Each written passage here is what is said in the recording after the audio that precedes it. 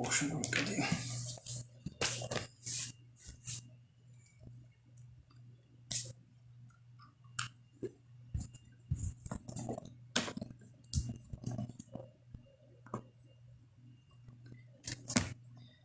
Carta aos Hebreus, capítulo 7. Graça e paz, irmãos. Bom dia, boa tarde, boa noite. Não sei que hora você vai assistir esse vídeo. Como prometido, gente, vamos dar aqui continuidade à nossa série de estudos na carta aos Hebreus. Já nos aproximamos do capítulo 7 da carta aos Hebreus, onde hoje nós vamos aqui fazer uma exposição. Eu não sei, eu vou logo dizer de cara logo, irmãos, eu não sei se a gente vai conseguir fazer todo o capítulo 7 da carta aos Hebreus. Se você observar, né, para quem vem aí acompanhando, né, meus amados aí inscritos no meu canal, eu só tenho a agradecer a vocês. São 28 versículos, então o capítulo é gigantesco. Se você observar aí, se você tiver com a sua Bíblia aberta, né, ele contém 28 versículos e ele é um capítulo bastante complexo, irmãos, né? Eu estava até agora há pouco tempo aqui falando com meu irmão em Cristo, o Juninho, de João Pessoa, na Paraíba, que a gente vai fazer uma live amanhã. Conto com vocês lá presentes para contribuir, para a gente divulgar o Evangelho sobre escatologia. E que muitas vezes a gente quebra a cabeça, né, com a escatologia, porque realmente ela é muito complexa, tem muitas variantes, né, muitas posições, difícil de se explicar, mas às vezes há algumas complexidades que são muito mais difíceis de se explicar em pequenas cartas que os apóstolos escreveram, que é muito mais difícil você encontrar um sentido ali interpretativo para que você possa entender o que o autor quer dizer com aquela passagem, que é muito mais difícil do que algumas questões escatológicas, entendeu? Que é o caso que nós vamos ter aqui hoje, né, da figura aqui de Melquisedeque. A gente vai tratar um pouco sobre a figura de Melquisedeque. Só para fazer uma pequena retrospectiva, deixa eu pegar aqui o meu... Eu vou fazer aqui hoje uso de uma pequena leitura desse comentário aqui da carta aos Hebreus, para vocês verem como andam as teorias a respeito, né, das supostas interpretações sobre essa figura enigmática que é Melquisedeque. Quem é Melquisedeque, irmãos? Eu vou ler algumas suposições, algumas teorias que tentam trazer uma resposta a esse cara misterioso que ninguém sabe quem é esse cara, irmãos. Então, para você que está acompanhando agora, que você não acompanha desde as primeiras, você vai ficar meio que perdido agora com a argumentação que a gente vai começar a trabalhar aqui agora. Mas para quem vem acompanhando sabe, né? O escritor aos Hebreus, ele é um cara muito diversificado, porque ele tem uma ideia muito, muito interessante, que ele, ao tratar, ele pega um capítulo, e nesse capítulo ele começa a desenvolver o assunto. Olha como o escritor aos Hebreus, o cara é muito engenhoso. O primeiro capítulo, por exemplo, qualquer capítulo na carta aos Hebreus, ele vai desenvolver um argumento. Só que é daqui para cá, vamos supor, certo? Parenteticamente falando. Só que quando ele chega aqui no meio, ele levanta uma situação nova na sua argumentação, certo? Mas aí no decorrer ele começa a tratar do que ele vinha tratando no começo, mas ele deixou ali, ó, uma brechinha. É isso que o escritor aos Hebreus ele faz o tempo todo. Se você conseguir identificar, você consegue elaborar muito mais claro o seu estudo na carta aos Hebreus. Se você observar essa figura de Melquisedeque, ele traça um paralelo dele já no capítulo 4 da carta aos Hebreus. No capítulo 5, ele vem desenvolvendo a negligência do crescimento espiritual. No capítulo 5. E no finalzinho, ele traz uma comparação do sacerdócio de Cristo com Melquisedeque. Ou seja, aquilo que ele apenas jogou uma luz no capítulo 4, no capítulo 5 ele já acendeu com mais clareza essa luz. No capítulo 6, que a gente viu a semana passada, né? É aqui apenas uma pequena introdução retrospectiva para você entender aonde eu quero chegar, para poder entrar no capítulo 7. E aí? Então, capítulo 6, o que é que vai acontecer? Após ele tratar daquela questão com uma exortação severa, uma advertência muito forte com relação à apostasia, que é do capítulo 4, do versículo 4 ao versículo 8 ali, ele usa uma figura de linguagem para expressar aquela ideia através de uma forma de agricultura, que é a chuva quando cai, papapá, eu expliquei isso aí lá, ok? Mas aí no final do capítulo 6, ele toca de novo no assunto de Melquisedeque. Então lá desde o capítulo 4, que ele vem dando piscas sobre esse camarada. E você pode ver que no capítulo 5, na argumentação do versículo 11, ele queria explicar essa situação, mas só que ele não pôde explicar devido àquelas primeiras pessoas, seus ouvintes, não quererem dar ouvido ao que ele queria falar. É bem similar ao que acontece hoje em dia. É muito similar. Pode ver, quando é um culto de ensinamento, ninguém quer aprender. Esse desgosto pela aprendizagem bíblica. Por isso, há esse rio aí de heresia mergulhado dentro das igrejas, irmãos. Mas após, é o capítulo 7, como é que vai ser isso aí? Então, após ele tratar do assunto sobre a negligência espiritual, que está ligado no finalzinho do capítulo 5 e todo o capítulo 6 ali, ele volta a sua argumentação para a doutrina do sacerdócio de Cristo. O assunto central dele, nessa linha do tempo, das suas argumentações, é focar a importância que tem o sacerdócio de Cristo como superior ao sacerdócio levítico. Então, após ele dar algumas pinceladas, aí a partir de agora, aqui ó, no capítulo 7, é agora onde ele vai realmente jogar todas as cartas na mesa e vai apresentar a sua argumentação de uma forma mais clara. Como eu falei, esse capítulo é gigantesco, gente. Eu tô aqui marcando, que eu esqueci de marcar, porque a minha pretensão é que fique pelo menos 1 hora de aula, ok? Como eu falei, não sei se vai dar para a gente fazer todo o capítulo. O capítulo tem 28 versículos, é gigantesco. O pastor Fábio está aqui junto na live aqui comigo, ele sabe como é que é tentar trazer uma mensagem expositiva com esse monte de versículo aí, cara, né? O certo, pelo que eu tô vendo, vai ser dividir, eu acho que em três videoaulas, porque ele vai trabalhar aqui 3 questões bem interessantes. Por exemplo, esse capítulo ele pode ser dividido a primeira linha de argumentação como uma argumentação histórica. Então a gente poderia trabalhar aqui só a argumentação histórica. Depois, na segunda parte desse mesmo capítulo, se você observar, o autor trabalha aqui agora a questão doutrinária. Então já é uma questão à parte, é uma questão doutrinária, que vai do versículo X ao versículo Y. Já é uma outra argumentação mais complexa, cara.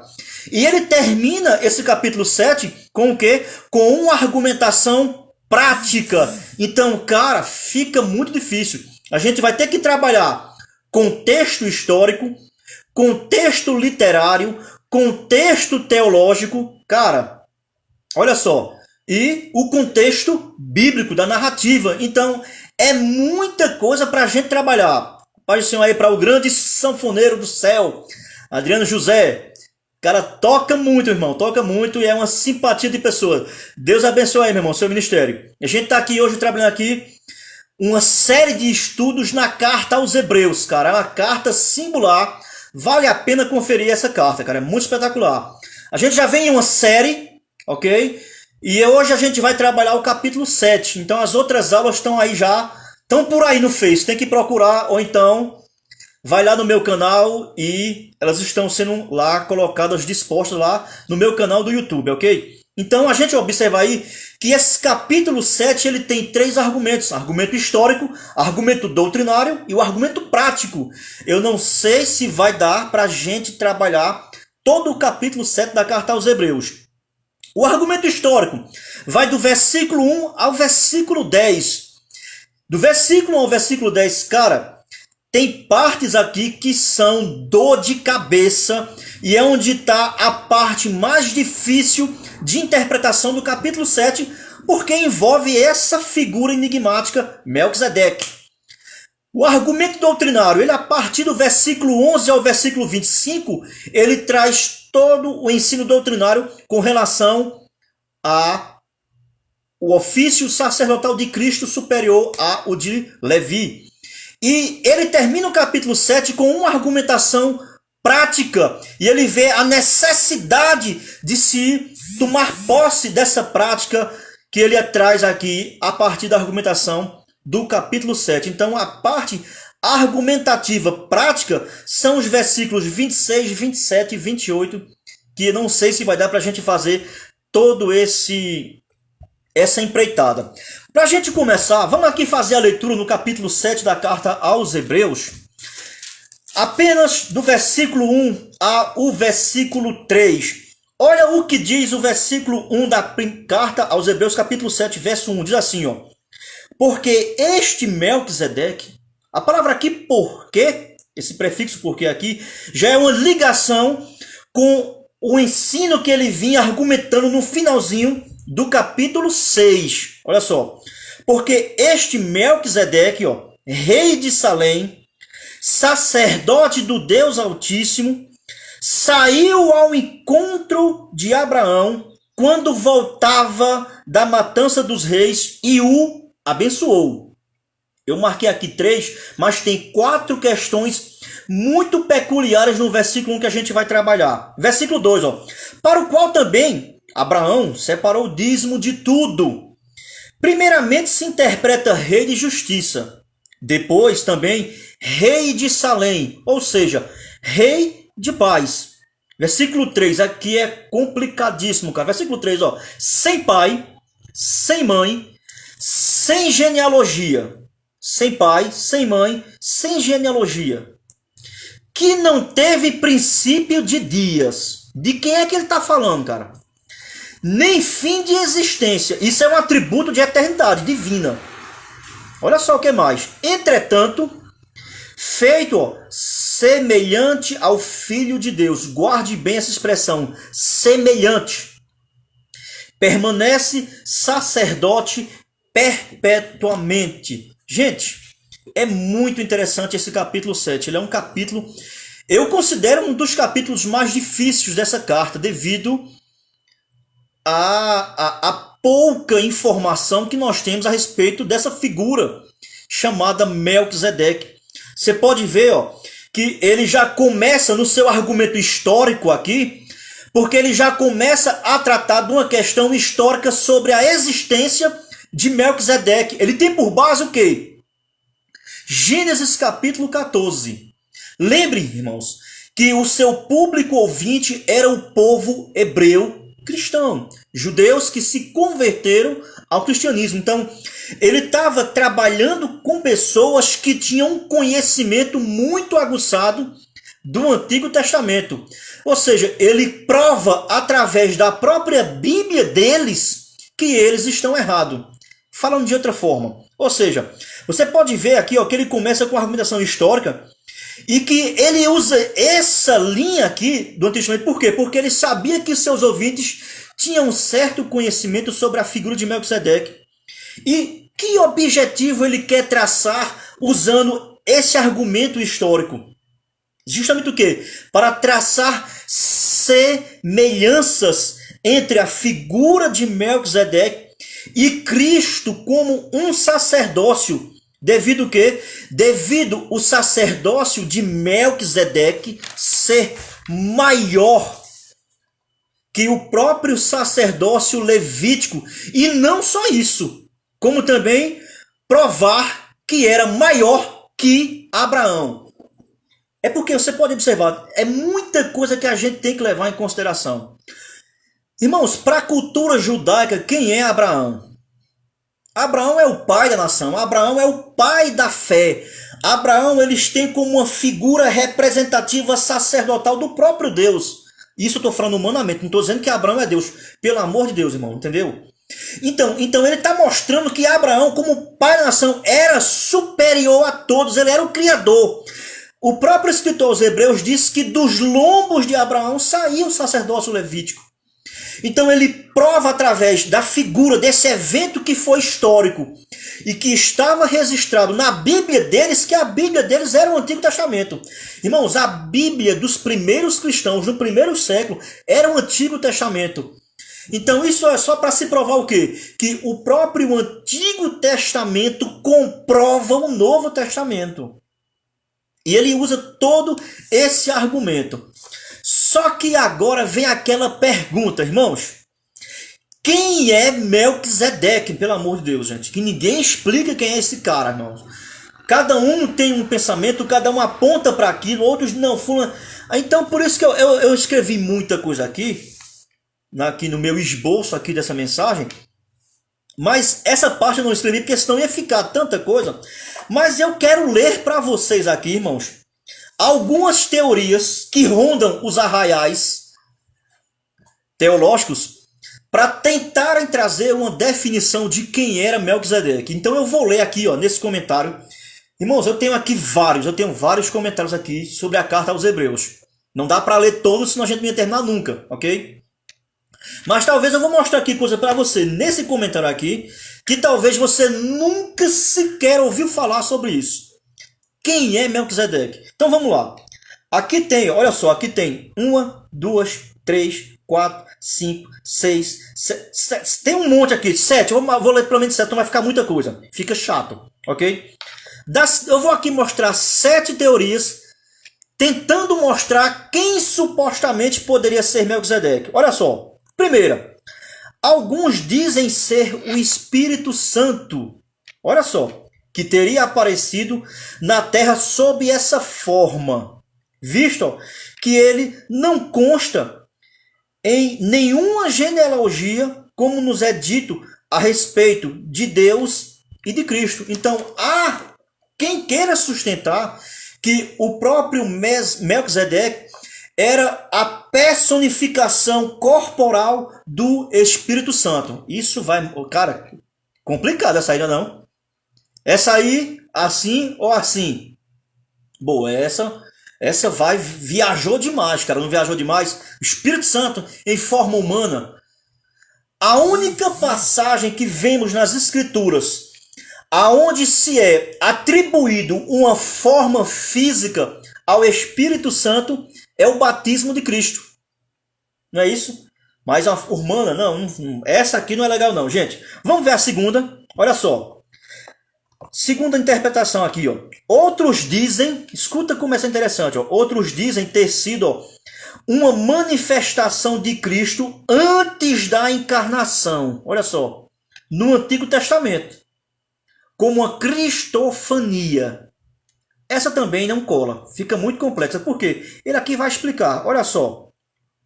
Mas isso é absurdo, ó, pois teríamos de aceitar que o seu governo em Jerusalém, que já havia o governo de Jerusalém, de Cristo governando Jerusalém, antes dos tempos testamentários. E não se há registro sobre isso aí. Então fica muito viajado também, a segunda. Vamos ver a terceira. Vamos aqui já, porque senão vai demorar muito, cara. Eu acho que hoje a gente vai ficar só com a primeira parte do capítulo 7 da carta aos Hebreus. Terceira interpretação que tentam sustentar. Olha só. Para alguns estudiosos, no entanto, Melquisedeque teria sido encarnação de alguma outra elevada personalidade celestial. Ou seja, tentam atribuir que Melquisedeque talvez fosse uma encarnação de algum ser sobrenatural em forma visível. Atribuir Melquisedeque ao quê? A um anjo, né? É tentar atribuir Melquisedeque a um anjo. E o próprio texto em si já desmente essa própria teoria, ok? Olha só, vamos ver aqui a quarta. Outros afirmam que ele seria Sem, o filho de Noé. O que é opinião comum entre vários escritores judeus. especialmente no Targum. Essa é uma posição que possivelmente, talvez, ela tenha um pingo de verdade, ok? Talvez ela tenha um pingo de verdade, ou não de não de verdade, mas de aceitação. Ele ser um descendente das famílias de Sem. Essa até é... Desculpa, irmãos. Essa é até mais plausível. Vamos ver outra. Tem aqui, ó. Outras opiniões estudiosas afirmam que ele teria sido um monarca cananeu da descendência de Cã. Talvez também possa ter um pouco de razão. É muito complexo, irmão Adriano, José, é complexo demais, cara, né? Ó. Ele pertenceu a alguma linhagem, mas nós não sabemos a que linhagem ele pertencia. Porque se formos atribuir que ele é um personagem, um ser sobrenatural, então nós vamos ter que conceber que ele foi concebido também pelo poder do Espírito Santo. E só Cristo se encaixa nessa situação. Então é muito complexo. Vamos aqui ler aqui outra. Né, ó. Outros ainda consideram um ser como Adão. Diretamente criado por Deus. E que literalmente não teria ascendência humana. Né? Então a Bíblia não fala sobre criações à parte de Adão. Isso aí vai contra o ensino teológico bíblico neotestamentário. Porque o próprio Paulo fala que de um homem só Deus fez toda a raça humana. Então não tem como a gente... Essa ideia ela é fantasmagórica. Paz do Senhor aí, meu irmão. Grande abençoado aí das Paraíbas, não é isso aí? Cleidson Melo, um abraço, irmão. Deus te abençoe.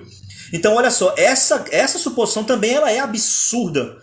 Um ser criado como Adão. Isso foge da linha de raciocínio totalmente neotestamentária e vai contra o ensino paulino sobre isso. Olha que coisa aqui também interessante. A última teoria, para não ficar tão extenso. Ó. Há outras opiniões que o identificam com Jó. Ó, cara, complicado. Ou com algum outro personagem do Antigo Testamento. Olha como o escritor aqui ele resume esse assunto. Todas essas conjecturas não têm base em que se possa confiar.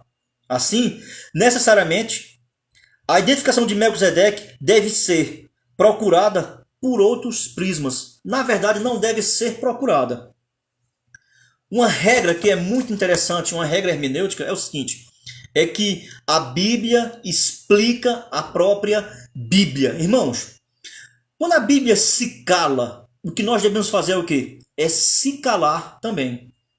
O problema de tanta divergência é justamente isso aí, é querer descobrir aquilo que não está visível para a mente humana. Deuteronômio 29 diz que as coisas encobertas pertencem a Deus. Porém, as coisas reveladas, ele mostra ao homem. E as coisas reveladas que Deus quer mostrar ao homem, se encontra onde? Se encontra aqui, irmãos, ó. Na Escritura. Não num pensamento muito fértil, né, de imaginário, que você vai tentar descobrir coisas que a Bíblia se cala. Interessante que há tantas opiniões, irmãos, e o próprio escritor, ele mesmo põe um fim, ele mesmo suprime o assunto. Por quê, irmão? Porque não é o foco dele se centralizar em Melquisedeque. O foco dele é mostrar em Melquisedeque que Cristo está ali na figura. Essa é a ideia do autor. Mas a gente sabe que tem gente que quer... Não, quando não sucede enquanto... Pronto, irmãos, eu vou aqui adiantar uma coisa interessante da live de amanhã. Tem gente que quer, por fim das forças, saber o que é a marca da besta. Meu irmão, não me interessa o que é a marca da besta. Só quem quer saber o que é a marca da besta são os pós-tribulacionistas, que eles vão estar aqui para ver isso. Não estou dizendo, escute bem minha palavra, não estou dizendo que isso é irrelevante, não, irmão. Não estou dizendo que isso é relevante. Mas o meu foco não é procurar saber o que é, coisas que não me consegue saber o que é. Até lá mesmo se calou, então a gente fica, especulação, uma atrás de outra, uma atrás de outra. Ele cita aqui uma questão muito interessante também aqui, irmãos. Um comentário que o historiador Flávio Josefo, primeiro século, e Flávio Josefo ele foi contemporâneo com os apóstolos. Flávio Josefo nasceu no ano 33 da era cristã. Flávio Josefo, ele pertencia à alta cúpula romana, ele era sacerdote, mas ele pertencia à tribo de Levi. E ele deixa aqui um comentário que o próprio Flávio Josefo faz, e o próprio Flávio Josefo, irmão, reconhece que esse ser emblemático aí, Melquisedeque, o próprio Flávio Josefo, que foi contemporâneo, nem ele tem muita coisa para dizer. Mas hoje em dia o que mais a galera quer, não é porque... Ô, gente, pelo amor de Deus, poxa, não vai conseguir, ok? Você pode observar aqui no próprio texto, o próprio texto aqui, o autor, ele suprime o assunto, ele não entra nas minúcias, nos detalhes. Mas tem gente que quer correr o tempo todo. E aí termina levantando cada balela, cada absurdo. Vocês acabaram de ver aqui, ó, essas teorias, essas interpretações absurdas que se encontram. Eu li para vocês verem, ó, diz que é Jó, diz que é um anjo. É isso. Cara, eu não sei quem é. Eu também nem quero saber quem é. Eu sei quem é Jesus e quero aprender mais sobre Jesus, que é o que o autor é o foco central da carta aos Hebreus capítulo 7. Mas vamos aqui analisar o texto. Olha que coisa interessante. Então, o que é que o texto pode nos ajudar a entender sobre quem era Melquisedeque? O que é que o texto tem a nos dizer? Se você observar no versículo 1, o próprio autor, ele nos traz 4 informações sobre Melquisedeque. Qual é a primeira informação? Vamos lá. Versículo 1 de Hebreus capítulo 7. Porque este Melquisedeque, rei de Salém. Primeira informação que nós temos aqui é uma informação geográfica. Sabemos que ele pertencia a uma cidade chamada Salém. Sobre isso tem muita coisa que a gente poderia falar. Aonde é essa cidade? O nome dela? Quem era que comandava essa cidade? Como essa cidade foi invadida? Como depois ela foi mudada o nome para outro nome? Essa cidade aqui ela foi conquistada pelos jebuseus na época, nas guerras anteriores a essa situação aqui. Aí ela se chamava Jebus. É só você ler o Antigo Testamento lá. O próprio Salmo, se eu não me engano, parece que é o Salmo 77. Não, estou viajando aqui. Que denomina como essa cidade se chamava Jebus. Depois ela se passou a se chamar Salém. Quando Davi conquista ela, com as suas empreitadas de guerra, o próprio Davi coloca o nome dela de Jerusalém. Mas na época aqui desse fato histórico, ela se chamava Salém. Alguns historiadores, aqui está uma coisa interessante para vocês. Alguns historiadores eles chegam a afirmar que esse Melquisedeque ele era um rei de guerra, era um cara combatente. E diz que ele conseguiu, na sua época, com as suas empreitadas militares, ele conseguiu vencer uma parte dessa cidade. E aí ele colocou o nome dela de Salém.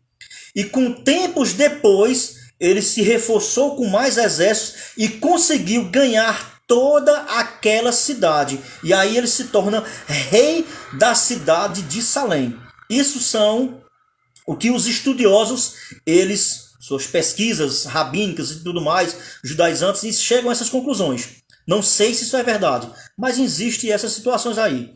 Então, o que é que o autor aos Hebreus nos fornece sobre esse cara enigmático? Aonde ele mora?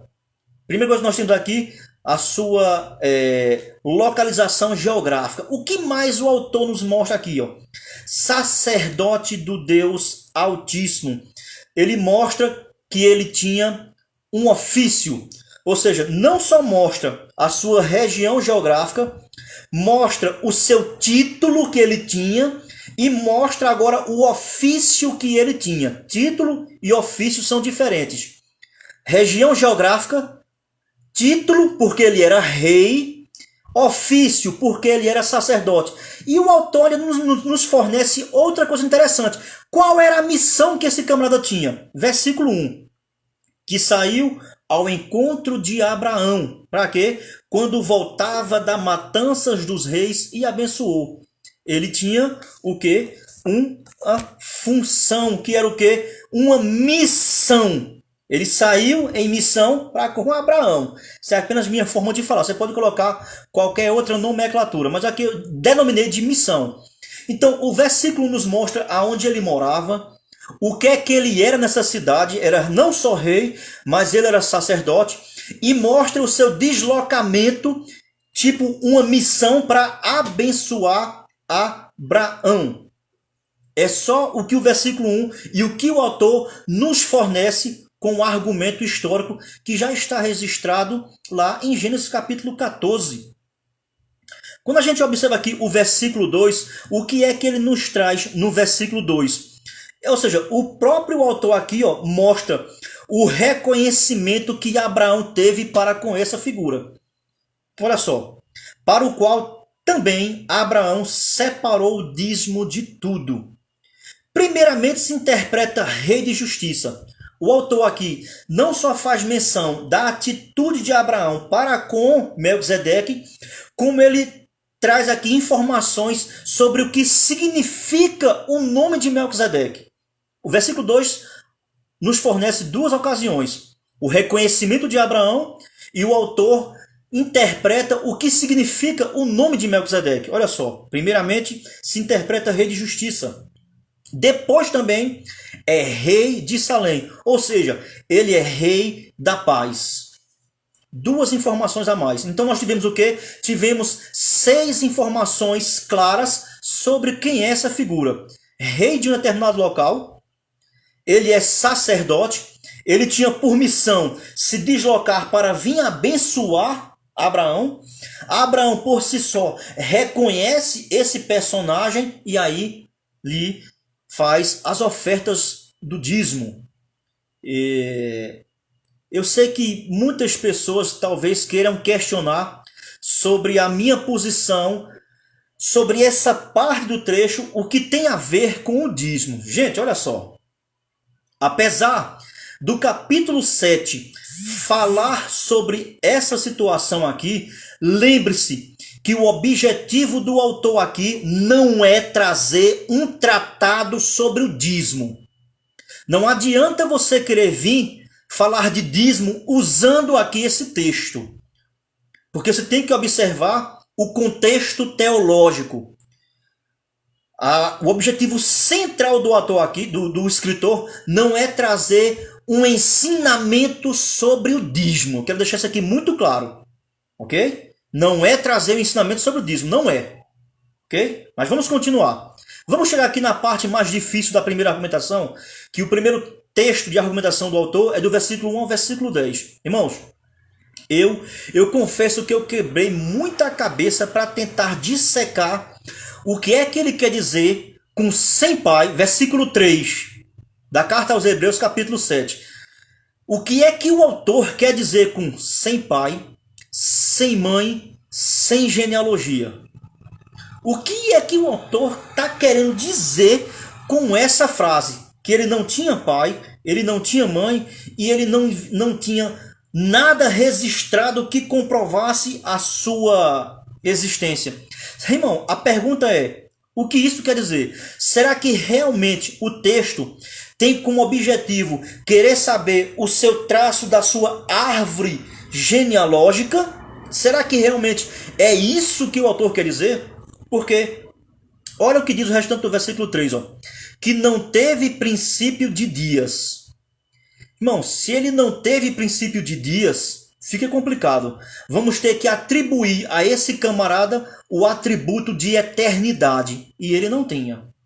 A Bíblia diz que só Deus, 1 Timóteo capítulo 6, versículo 16, diz assim, aquele que só ele habita a luz inacessível e que nenhum homem jamais viu e poderá ver. A ele toda honra, toda glória, para todo sempre. Amém. A Bíblia diz que Deus, o Pai, certo? A Trindade, vamos assim dizer, são os únicos que possuem o atributo de eternidade. Mas lendo aqui dessa forma portuguesada, sem entender todo o contexto e o desenvolvimento que o autor ele quer trazer no decorrer da sua argumentação, a gente pende pensar que ele quer dizer isso. Mas na verdade ele não quer dizer isso aqui. E eu fui buscar em vários comentários, achei algumas questões que são bem parentéticas, achei questões que fogem demais da realidade, e achei algumas que eu digo, cara, aqui tem uma base a qual eu vou me apegar. Então, olha o que diz o versículo 3, vamos ler de novo, ó. Sem pai, sem mãe, sem genealogia. Você que está aí agora assistindo, meus irmãos em Cristo, se algum de vocês aí tiver Bíblia de estudo, veja aí no que é que a Bíblia de estudo de vocês tem, o que é que os autores aí, o que é que eles respondem nesse versículo 3. Olha aí para tu ver se tu vai encontrar. É complicadíssimo, cara. Então vamos lá. Irmãos, qual foi a conclusão que nós chegamos? Se aqui ele está traçando um paralelo entre os sacerdócios, ele só pode estar se referindo, que ou seja, que na sua linha sacerdotal não havia registro de que seus familiares vinham de uma linhagem sacerdotal, irmãos. É a única interpretação que podemos encaixar nesse versículo 3. Porque se você observar, ele está fazendo comparação com quem, irmãos? Ele está fazendo comparação com o Filho de Deus, com Cristo. Leia o versículo 3 com calma. Sem pai, sem mãe, sem genealogia. Olha, que não teve princípio de dias, nem fim de sua existência. Ou seja, não se sabe quando ele começou o ofício de sacerdote, não há registro, e também não há registro de quando findou o seu ofício sacerdotal. Não se há registro sobre isso. Ok? Essa pode ser, não é a verdadeira, mas é uma posição que eu cheguei à conclusão que talvez seja mais plausível com o que o texto está querendo dizer. Porque ele vai dizer, ó, entretanto, feito semelhante o Filho de Deus. Se você observar Cristo, ele vem de uma linha sacerdotal? Não. Cristo não vem. Não há registro na genealogia, né, de que Cristo veio de uma descendência de sacerdotes. Primeiro, a descendência de sacerdotes é de onde, irmãos? Se você estiver assistindo aí e quiser partilhar comigo, é só você escrever aí, ó, qual era a tribo que tinha descendência de sacerdotes. A de Jesus com certeza não era. E ele vai, é porque eu já estou aqui adiantando, mas no próprio capítulo 7, lá na frente, ele vai explicar qual era a linhagem que Jesus pertencia. Então, quando a gente junta, irmão, toda a linha de argumento que o autor joga aqui e está desfragmentada e você junta as peças, você consegue ter uma compreensão melhor. Tem outra parte aqui, irmãos, nesse texto que eu quebrei muito a cabeça, mas eu espero que tenha ficado claro aqui, irmãos, ok? Quando ele fala sem pai e sem mãe, ele se refere que na linhagem e na pessoa de Melquisedeque não se há registro de uma linhagem sacerdotal. Do mesmo jeito, a linhagem de Cristo. Cristo pertencia à tribo de Judá, e a tribo de Judá, perante a lei de Moisés, nunca foi separada para um ofício de sacerdotes. Não há registro genealógico nisso aí, ok? Mas, gente, eu quebrei a cabeça para entender o que ele estava dizendo aqui no versículo 3. Depois que eu junto os fragmentos, a gente chega a essa conclusão. Então, olha, depois de ele traçar todo esse paralelo, de mostrar a importância, de mostrar a grandeza da figura de Melquisedeque em relação ao sacerdócio levítico que saiu dos lombos de Abraão, ele vai agora trazer uma advertência para os irmãos. Olha o que diz o versículo 4 do capítulo 7. Você pode ver que após ele tratar esse paralelismo aqui, ele traz uma advertência. E ele usa o quê? A figura de exemplo de Abraão ao reconhecer a autoridade de Melquisedeque. Versículo 4 do capítulo 7. Olha o que diz, ó. Considerai. Tá vendo? Esse considerar aqui é para eles considerar algo que ele acabou de explicar e que os seus ouvintes tinham um conhecimento muito aguçado do que o autor estava falando. É uma forma de dizer assim, ó, isso que eu estou falando para vocês, vocês têm pleno conhecimento. Então, por vocês terem esse conhecimento, vocês devem considerar.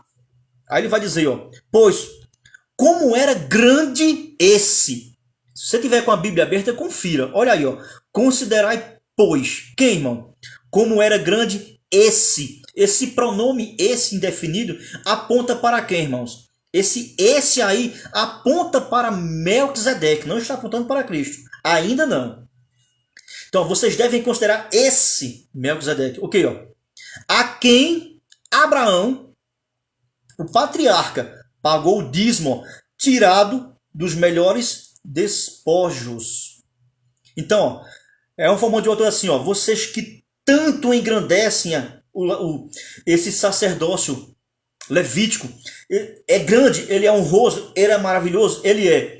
Porém, ele está abaixo, segundo vocês, dos lombos de Abraão. Abraão é uma figura muito mais importante do que isso aí. Porém, vocês estão vendo, o próprio texto de vocês o que? Ensina que Abraão, mesmo ainda maior do que vocês, mas Abraão ficou menor do que Melquisedeque. Se você olhar o versículo 4 aí, eu não quero, eu fico lutando para não tocar nesse assunto aqui, ó. Né? Porque a galera, o pessoal quer usar aqui para falar de dízimo. Mas se você observar aqui, irmãos, olha só. Ele tirou o dízimo de onde? De onde foi que Abraão pagou o dízimo? Foi do que ele já tinha? Porque se você for ler Gênesis capítulo 12, a própria narrativa diz que Abraão já era um cara muito rico, viu? Abraão era um cara muito rico. Mas aqui está dizendo que o dízimo que Abraão deu não foi do que ele tinha, não. Foi do que ele conquistou na guerra. Se a gente for traçar isso literalmente, então os dízimos que eu vou ter que dar, né, não é do que eu tenho, é do que eu consegui em uma guerra, se for para traduzir literalmente. Tá vendo que o objetivo dele aqui, irmãos, não é fazer um tratado sobre dízimos. Não me tenha aqui na opinião de que eu sou contra o dízimo, não é isso que eu estou dizendo. Pelo amor, não distorça a minha palavra, tá ok? Mas se for para traduzir literalmente aqui, então Abraão não deu dízimo do que ele tinha, mas do que ele conquistou na guerra. E o que ele tinha permaneceu com ele. Segundo, não há registro em canto nenhum mais da Bíblia de que Abraão voltou a contribuir com esses dízimos. Por quê, irmãos? O dízimo era dado a quem, irmãos? Aos sacerdotes. Isso fica claro, né? Você vai concordar comigo, isso aí está claro. Para que houvesse o quê? Manutenção, irmãos. Havia a manutenção da casa, dos próprios levitas, por quê? Porque eles não herdaram a terra. Aqui a gente tinha que trazer um contexto gigantesco, mas aí ficaria muito tempo, né? Porque a gente sabe que a tribo de Levi, ela não teve recompensa nas terras. Aí por isso a obrigação das outras tribos manter a tribo de Levi, entendeu? Então o dízimo era para essa manutenção aí. Tinha que ser entregue a quem? Se depois desse evento Melquisedeque, vazou, voltou, não foi? Então Abraão ia dar dízimo a quem agora? Se não tinha sacerdote, então a quem que ele ia dar? Tá vendo como é complexo, irmãos? É muito complexo. Então você pode ver, essa aqui é a única menção de Gênesis 14, onde se faz menção de que Abraão retribuiu como ofertas aquele homem que representava Deus perante Abraão. Ok? Fica claro isso aí? Olha agora o versículo 5, ele vai trazer aqui agora. Na verdade, ele vai mostrar a submissão da tribo de Levi a Abraão. Certo?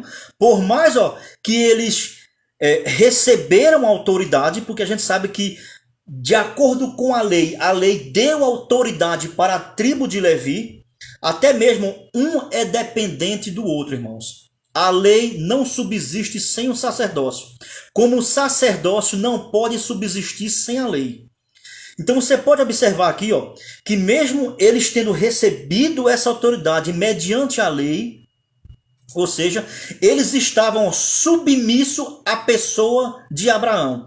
Versículo 5 do capítulo 7. Olha só. Ora, os que dentre os filhos de Levi, ele está se referindo aqui a toda a tribo de Levi, certo? Recebem o quê? O sacerdócio. Então, é um sacerdócio que é o quê? É passado de pai para filho. Ok? Vem aí, essa ascendência, né? Tem mandamento, segundo a lei, de quê? De recolher de acordo com a lei, o quê? Os dízimos. Então os dízimos eles eram recolhidos mediante estipulado pelo que Moisés deixou escrito na lei. Ele está falando sobre o quê? Que os filhos de Levi, eles tinham a incumbência, eles receberam essa autoridade para recolher dos outros os dízimos. O que mais? Do povo, ou seja, ó, dos seus irmãos, que eram as outras tribos, certo? Ó, embora tenham estes descendido de Abraão. Ele agora aqui, ó, do versículo 4 até o versículo 10, no seu argumento histórico, ao mesmo tempo aplicativo, ele quer mostrar que essa atitude de Abraão fez com que as outras tribos, com o sacerdócio Levi, fosse inferior a Abraão. Mas ele vai mostrar que Abraão, mesmo sendo grande em relação ao sacerdócio Levi, Abraão ficou abaixo de Melquisedeque, colocando Melquisedeque superior, ok? E lembrando que Melquisedeque é o que, irmãos? É uma figura, é um tipo. Ele é um tipo de Cristo, ok? Então você vai observar. Olha o que vai dizer de novo. Vou ler o versículo 5 de novo. Olha só, olha. Os que dentre os filhos de Levi, ele está falando, ó. Esse próprio versículo 5 aqui, já me veio aqui na mente agora outra coisa. É uma própria comprovação, irmãos, de quê? De que nessa época aqui o templo ainda estava de pé. Porque alguns historiadores eles querem atribuir que essa carta aos hebreus ela foi escrita depois do ano 70. Esse próprio versículo 5 faz essa tese cair por terra. Porque ele vai dizer, olha, dos filhos de Levi, ó, eles receberam sacerdócio. E isso foi de acordo com o mandamento para quê? Para recolher de acordo com os dízimos do povo, ou seja, dos seus irmãos. Embora ainda havia aqui o recolhimento dessa ação aqui dos dízimos, ó. A gente estava aqui evidente. É como se ele estivesse dizendo para os seus ouvintes, ó, vocês não pagam o dízimo, vocês não recebem das outras tribos aí, mas vocês, tudinho aí, só fazem isso porque tinha Abraão. Vocês todos aí vieram das costas de Abraão. Abraão é superior a tudo isso aí. E vocês mesmos admiram ele por isso. Aí olha o que ele vai dizer agora no versículo 6, ó. Ele coloca Melquisedeque acima da pessoa de Abraão. Olha só. Entretanto, olha a expressão entretanto, é uma expressão comparativa de ligação no grego. O que é que ele vai dizer, ó? Aquele, ó, cuja genealogia não se inclui entre eles. Que genealogia? Ele está aqui se referindo aqui, ó, a Melquisedeque, viu? Melquisedeque, que não tinha ascendência sacerdotal. Olha, aquele cuja genealogia não se inclui entre eles quem? Entre os da tribo de Levi. Olha o português, cuidado, ó. Recebeu dízimos de Abraão, ó, e abençoou o que tinha as promessas, irmãos. Quem era que tinha as promessas, irmãos? Quem tinha as promessas não é a tribo de Levi, é Abraão, que é o pai de todos eles. Deus fez promessas a quem? A Abraão. Não fez promessas à tribo de Levi. A não ser, se você ler Gênesis lá no finalzinho, que tem a bênção de Jacó, e aí Jacó sai abençoando e mostrando características que são peculiares para cada tribo. Mas você já viu lá o que é que Jacó diz sobre a tribo de Judá como a tribo real? Ele vai falar sobre isso aqui. Olha só, versículo 6. Entretanto, aquele, a gente já leu, não foi? Ó, não recebeu. Ele está falando de Melquisedeque. Melquisedeque recebeu de Abraão. Abraão foi o pai daqueles que tinham autoridade para receber. Porém, Abraão teve que pagar esse cara. Olha a grandeza. Ele pega Abraão e bota Abraão, ó, lá embaixo.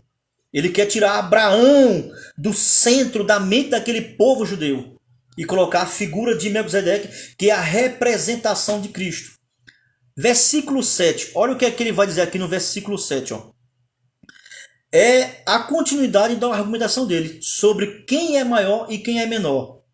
Evidentemente, ó, é fora de qualquer dúvida.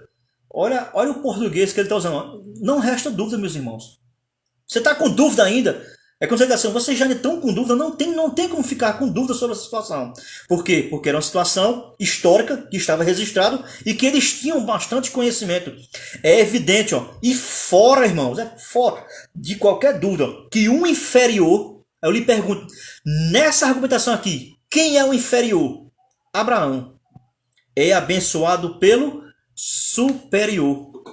Então ele deixa muito claro que nessa situação, esse encontro, Abraão, por mais grande que era dentro do conceito judaizante, como também do conceito islâmico, né? Abraão é um Deus para eles. Mas o autor está dizendo, Abraão é grande, Abraão é o nosso pai. Nós reconhecemos a posição de Abraão diante das Escrituras e diante de Deus. Mas Abraão, quando chegou Melquisedeque, Abraão teve que se dobrar. Porque Melquisedeque representava a figura visível de Deus. É Abraão, ó. Então, se Abraão, o objetivo dele é isso, ó, se Abraão, que é o pai de vocês, é o pai dessa tribo, se submeteu a esse cara, quanto mais a tribo de Levi, perante Melquisedeque, não é nada. Aí é uma forma de ele agora introduzir que o sacerdócio de Cristo na mesma semelhança que ele falou no versículo 3. É a mesma semelhança.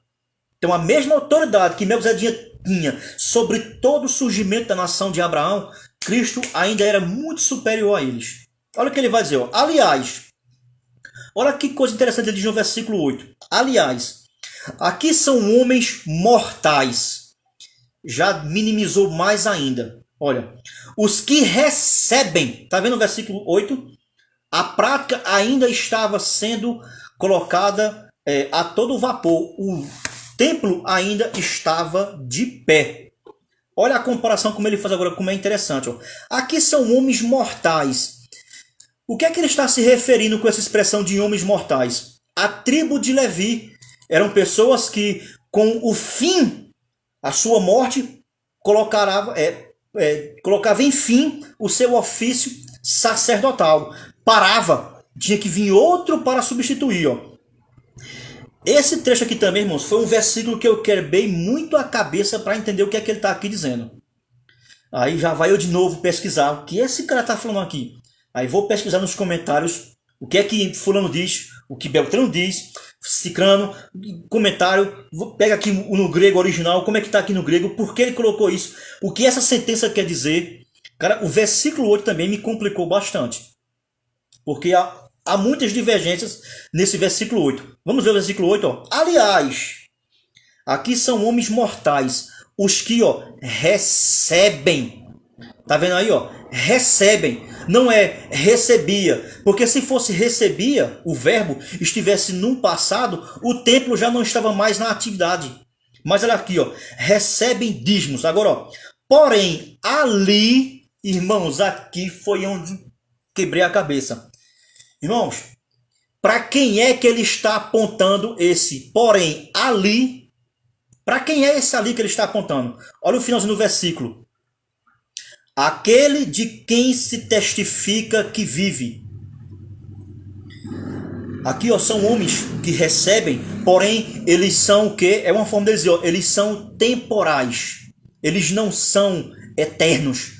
Eles não têm essa atribuição. Eles morrem e assim que eles morrem, o sacerdócio deles acaba. É o que ele está aqui dizendo. Porém, ó, ele está dizendo, nós temos um a qual ele testificando que está vivo. Eu agora acabei de falar quantas palavras você agora entendeu de quem é que ele está falando. É porque alguns comentaristas eles querem atribuir que aqui existia ou existe um conceito rabínico judeu a qual, por não haver registro genealógico da morte de Melquisedeque, havia um conceito místico, né, de que Melquisedeque ainda poderia estar vivo. Olha que absurdo, cara. Por isso que eu digo, ó, você tem que ter muito cuidado, meu irmão. Às vezes quando você vai pegar algumas questões aí que envolvem, não, foi um rabino fulano que disse. Cara, tem muitos rabinos que são submissos à Cabala. Você sabe o que é a Cabala? É um livro místico judeu, certo? Tem muitos judeus, ó, que eles valorizam mais o Talmud, que é uma interpretação oral das interpretações judaicas dos antigos rabinos do Antigo Testamento. Eles valorizam mais isso do que a própria escritura. E, meu irmão, tem muito misticismo. Que eu vejo aí tem alguns irmãos, não é porque o rabino... Irmão, cuidado com esse negócio de rabino. Cuidado com isso aí. Não estou dizendo que é todos, não, irmão. Tem gente de bem, gente de boa, gente que é um rabino cristão, sim. Mas cuidado com essa pesquisa aí desenfreada por esses caras aí que achando que ele não é porque ele sabe o hebraico, o hebraísmo certo. Cuidado com isso aí, cara, pelo amor de Deus. E agora, irmãos? Para quem é que o autor aqui está apontando? Irmãos, qual é a mensagem que até hoje faz com que o cristianismo fique de pé? Qual é a mensagem? A mensagem da ressurreição de Cristo. O autor aqui, ele faz uma economia de palavras. Ele reduz a sua linha de pensamento e já leva direto para o ponto final. Ok? Isso aqui era uma artimanha que era muito utilizado também pelos os filósofos daquela época. Então, quando ele vai aqui apontar, ele está falando com os seus ouvintes. Ó, vocês sabem que esses que recebem dízimos, eles são falíveis, eles são temporais e eles morrem. Porém, esse que eu vos apresento é testificado que ele vive. Ele está falando o quê? De Jesus Cristo, irmãos. Que é um sacerdote agora superior e que ele não tem essa fragilidade no tempo com a morte. Ele vive, então... Por isso que ele é superior agora ao sacerdócio levítico. Olha o que ele vai dizer, ó. Ali, aquele a quem se testifica que vive. Ele está apontando para Cristo. Não é a figura de Melquisedeque, porque alguns comentaristas disseram que era Melquisedeque, mas aqui não é, ó. Porque quando você vai analisar o restante do capítulo, a forma como ele usa aqui os pronomes indefinidos, o sujeito na frase aqui, na oração, o sujeito está oculto. Mas a ideia do pensamento do autor aqui é apontar para Cristo. Então, assim, vocês sabem que Cristo é testificado, temos comprovação, é essa aqui, ó, de que ele está vivo. Por isso ele é um sumo sacerdote superior, na mesma ordem de Melquisedeque. Versículo 9. Então, por assim dizer, também Levi, que recebe dízimos, versículo 9, ó, pagou-os na pessoa de Abraão. Irmãos, versículo 9 e 10, ele encerra de forma majestosa a sua argumentação histórica. Ele está trabalhando todo o argumento histórico, provando pela própria Bíblia dos judeus de que Cristo é superior ao sacerdócio levítico. Irmãos, eu não sei quanto tempo já vai, mas como eu falei, é muito complexo o capítulo 7 da carta aos Hebreus. Aí, exatamente, irmão Cleidson, tá vendo aí? Irmão Cleidson, tá vendo aí como é bronca, irmão, isso aqui? Às vezes a gente quer quebrar a cabeça, né, com escatologia, não, porque Apocalipse, cara, tem certas coisas aqui, ó, tem certos versículos aqui em algumas epístolas que Apocalipse não chega nem perto, meu irmão. É uma dor de cabeça tremenda, cara. É porque ganhou fama escatologia? Não, pré-tribulação, pós-meso, milenismo, papapá, cara. O milênio ali tem hora aqui, ó, que Apocalipse não chega nem perto, cara.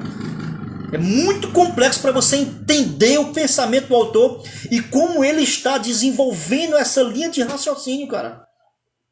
Por isso você tem que estudar, cara. Tem que estudar muito, hermenêutica, exegese. Eu mesmo leio o tempo todo, eu sempre estou lendo livros de hermenêutica. Porque, cara, ajuda bastante. Você olha, você não consegue entender.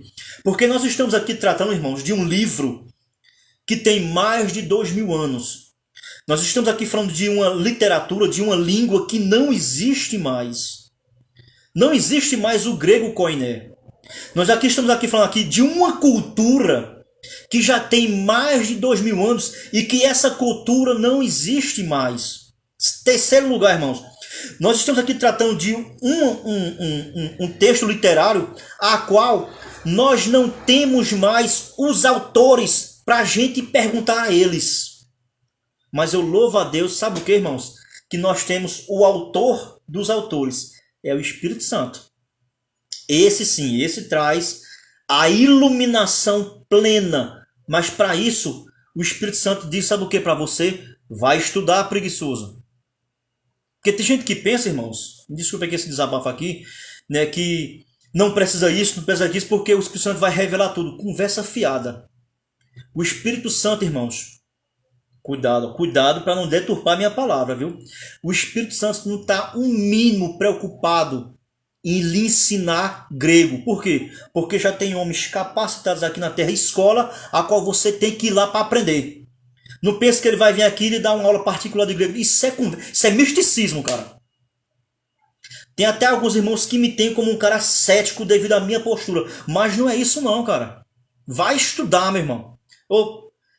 Não estou falando com o Cleiton, não é contigo não, viu, Cleiton?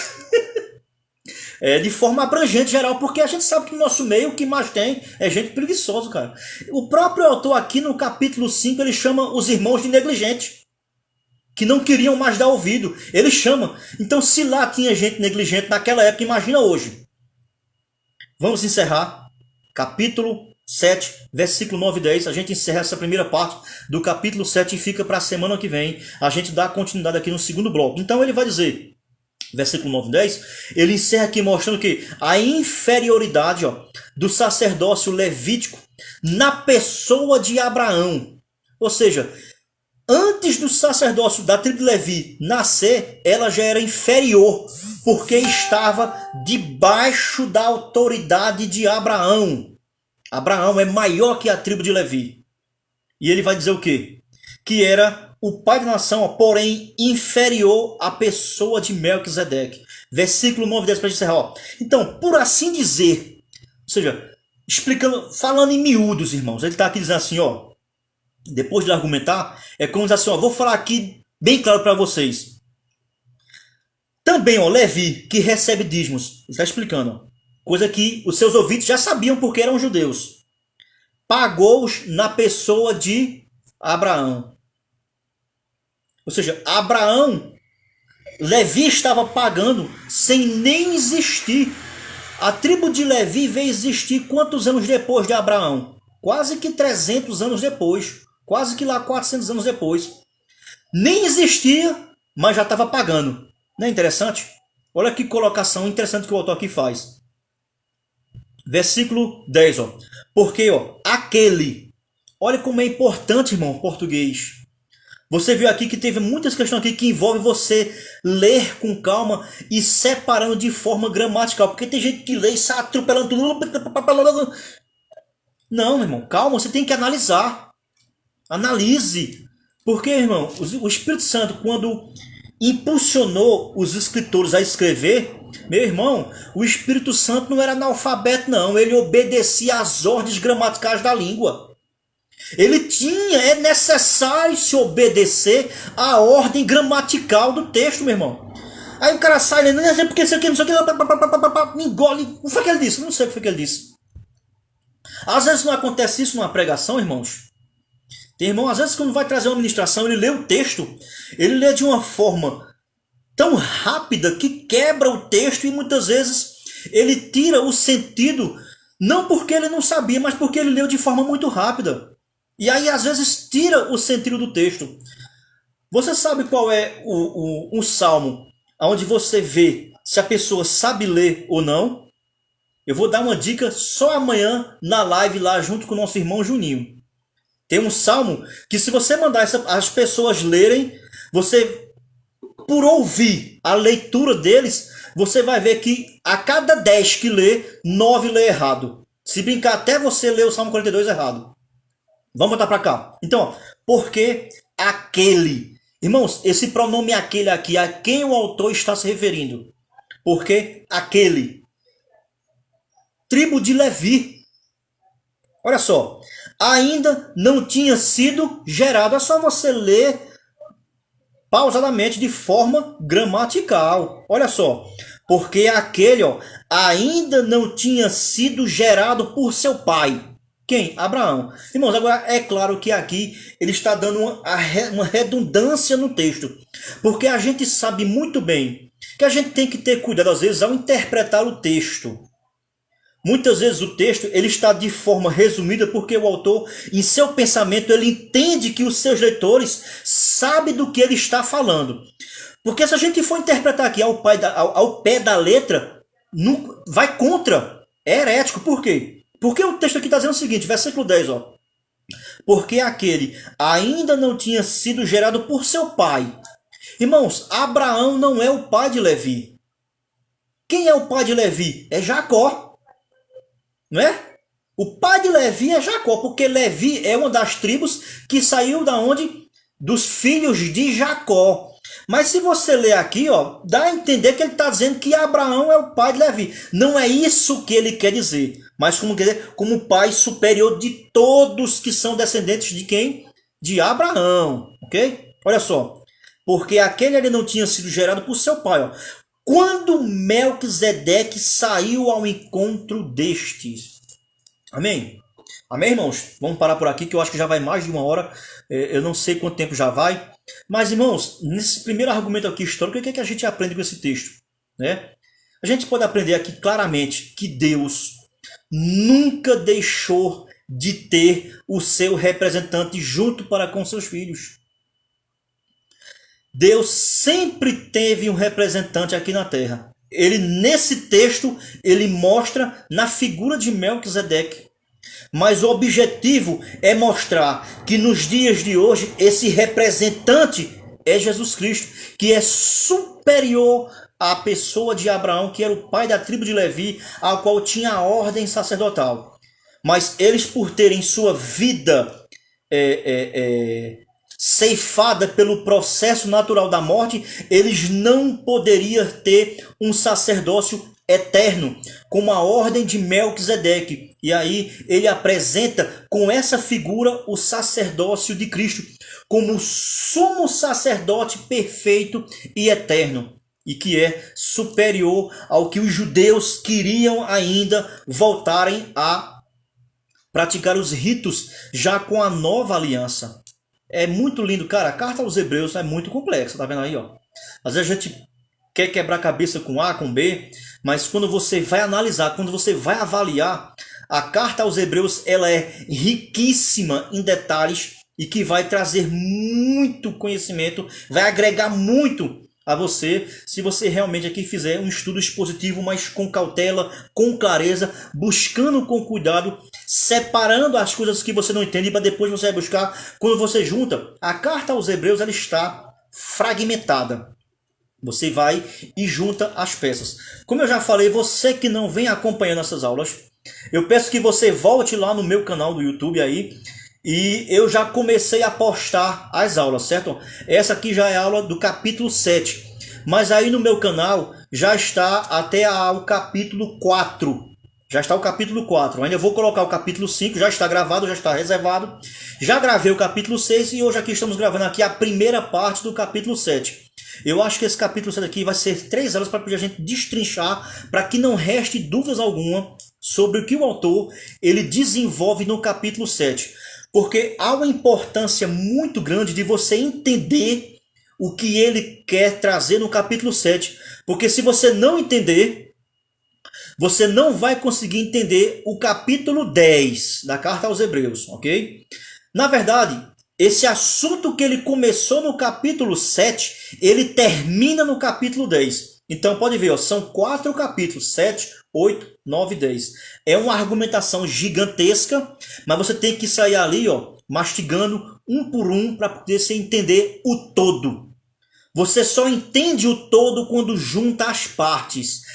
Vou dar aqui uma dica legal para você. Esse é o problema, irmãos, dos irmãos pós-tribulacionistas. Eles esquecem do todo e pegam partes. Mas muitas vezes, irmãos, eu e você, da linha antagônica também, por não ter esse conhecimento, pegamos partes e queremos atribuir a essa parte, porque nos satisfaz atribuir aquilo que o texto não está dizendo, irmãos. Temos que ter bastante cuidado. Irmãos, eu só tenho a agradecer a você que cooperou comigo até aqui agora. Se você puder compartilhar, aperta aí nessa teclazinha de compartilhar aí, você, irmão Gleison, Facebook, certo? Divulgue essa mensagem, porque é a mensagem da graça, é a mensagem da salvação. E todos precisam ouvir a mensagem do Evangelho. Você que está aqui nos acompanhando, faça seu comentário, mas faça seu comentário mesmo que seja contra as suas posições, mas faça um comentário crítico, mas edificante. E outra coisa, faça um comentário educativo, seja educado. Você não concorda, irmãos? Amém. Nós somos cabeças diferentes. Vai ter muitas coisas que você vai dizer que eu também não vou concordar. E por isso a gente vai brigar, irmãos? Não. Né? A Bíblia diz que o que mostra que realmente nós somos discípulos de Cristo é a nossa comunhão. Está lá no Evangelho de João. Não vou dizer qual é o capítulo, porque senão você vai ficar preguiçoso e não vai querer ler. Leia o Evangelho de João que você vai descobrir. Irmãos, Deus abençoe vocês ricamente. E conto com vocês amanhã, lá na nossa live lá com o irmão Juninho ali, sobre escatologia. Vai ser temas que são bastante relevantes, são bastante atuais, certo? E que vale a pena a gente conferir e a gente debater. Irmãos, lá não vai ser um debate. Estão achando que vai ser um debate. Não, irmãos, porque eu e ele temos a mesma visão. Vai ser um diálogo, vai ser uma mesa de comunhão. A gente vai se congratular ali para confraternizar e colocarmos alguns pingos nos is. Irmão, você quer o quê? Como é que tu... Irmão Juninho, começa aqui, me diz... É isso, não é debate, não é mostrar quem é melhor, irmãos. Não existe isso de quem é melhor. Ok? Deus abençoe vocês.